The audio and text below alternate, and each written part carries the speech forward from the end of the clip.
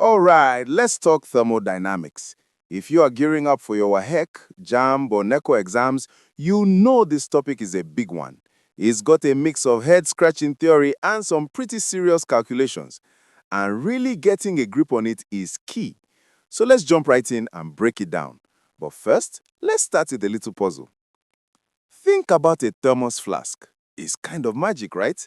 It keeps your coffee steaming hot for ages. But it's also amazing at keeping a drink ice cold. So how on earth does one gadget do two totally opposite jobs so perfectly?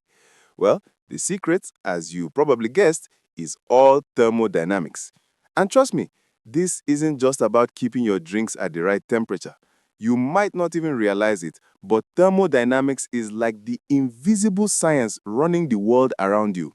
It's in the weather forecast, it's why your oven works, and it's what's happening inside a car's engine. And it's even how your own body keeps you from overheating or freezing. It is, without a doubt, fundamental. So here's our game plan for today. We are going to see how thermodynamics is everywhere. Then we'll dig into the basics of temperature and expansion. After that, we'll tackle the gas laws and the flow of energy.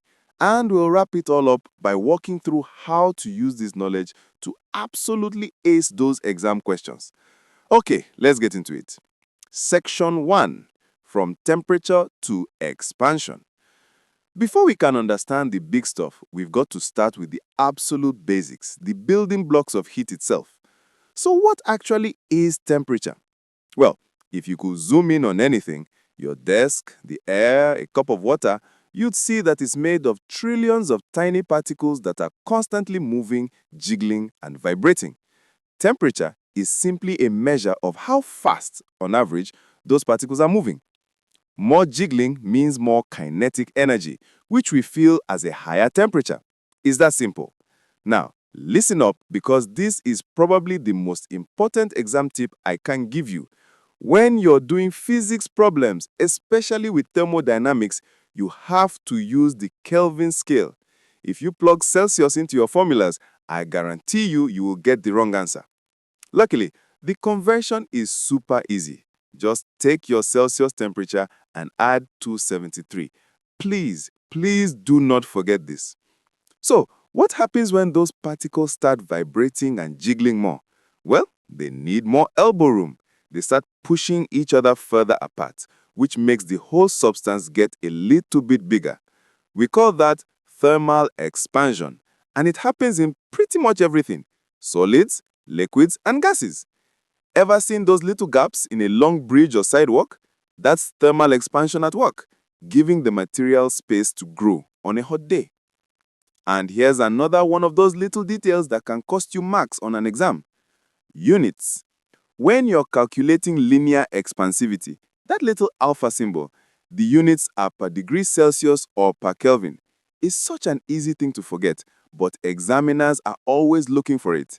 Don't give them an easy reason to take marks away. Okay, now that we've got a handle on expansion, let's move on and focus on the state of matter where expansion is the most obvious: gases. They follow a special set of rules, and we're about to learn them. This table is basically your cheat sheet for the three big gas laws. First up, Boyle's law. It says that if you keep the temperature the same, pressure and volume are opposites.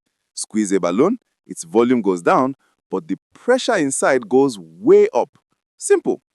Next, Charles' law says if you hold the pressure steady, volume and temperature are bodies. Heat up a gas, it expands. Finally, we have the pressure law. Keep the volume constant, and as you raise the temperature, the pressure increases. For your exam, the trick is just remembering which one is held constant for each law. But wait, what if everything is changing at once? Pressure, volume, and temperature. That's where the master equation comes in, the ideal gas law. PV equals nRT. This one formula is the real powerhouse because it ties all the other three laws together into one beautiful package. It's the key that unlocks pretty much any problem involving an ideal gas.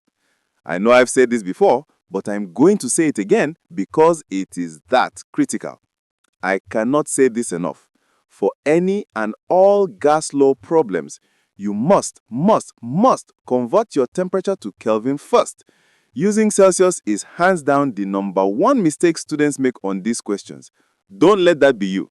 So, we've seen how temperature affects stuff, but let's zoom out and ask a bigger question.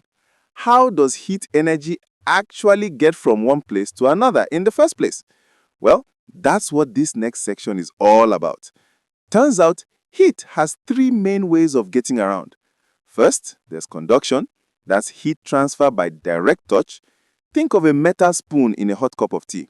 The handle gets hot because the heat is conducted up the spoon.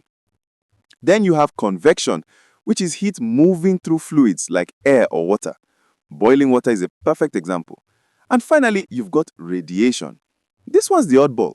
It travels as an invisible wave and doesn't need any particles to move. It's how the sun's heat travels through the vacuum of space to warm us up. This all brings us to one of the most fundamental, unbreakable rules of the entire universe, the first law of thermodynamics. You probably know it as the law of conservation of energy. It basically says you can't get something from nothing. Energy can't be made out of thin air and it can't just vanish. All you can ever do is move it around or change it from one type to another. The second law is just as important, but it's one you already feel in your bones. It's the law that gives energy its direction. It says that heat will always, on its own, flow from a hotter place to a colder place, never the other way around. Your hot coffee will always cool down to match the room temperature. The room will never give its heat to the coffee to make it hotter. It's a one-way street. Okay, we've covered the core concepts. Now for the part you've been waiting for. How do we take all this theory and use it to score big on your exam? Let's put our knowledge to the test. And would you look at that? A real question from a past WAEC exam, and it takes us right back to our thermos flask. The question asks what the vacuum and the silvered walls are for.